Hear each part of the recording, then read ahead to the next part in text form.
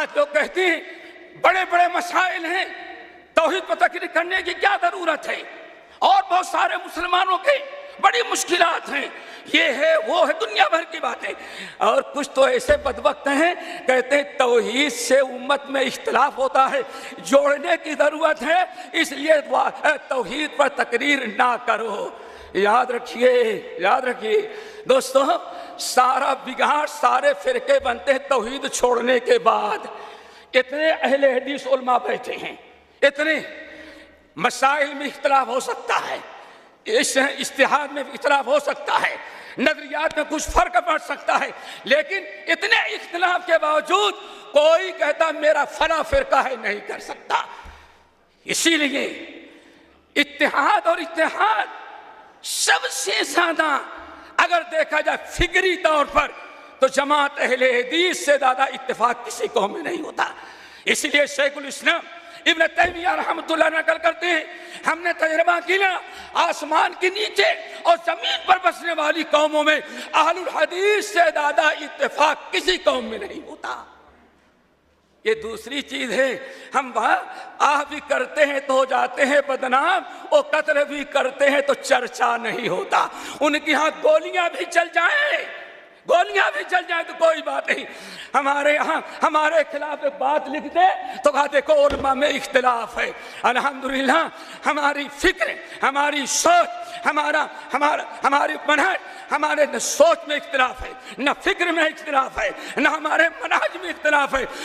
فرقہ وہ ہے جس میں اختلاف ہو، سمجھ کا، منہج کا، عقیدے کا اختلاف ہو.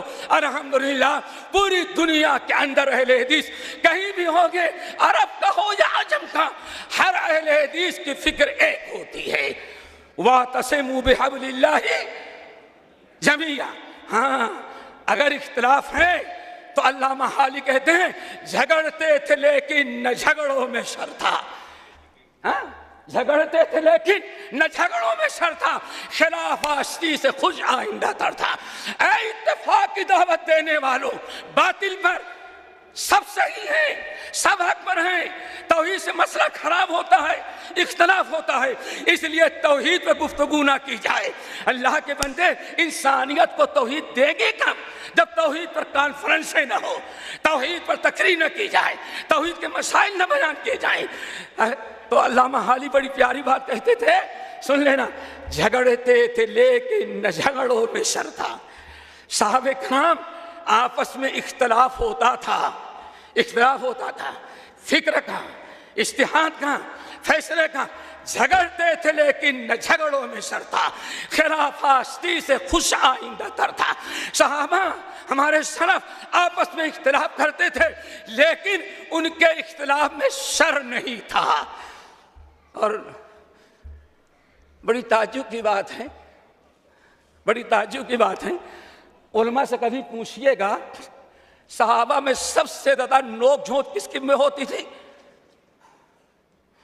کس میں ہوتی تھی مشاہد؟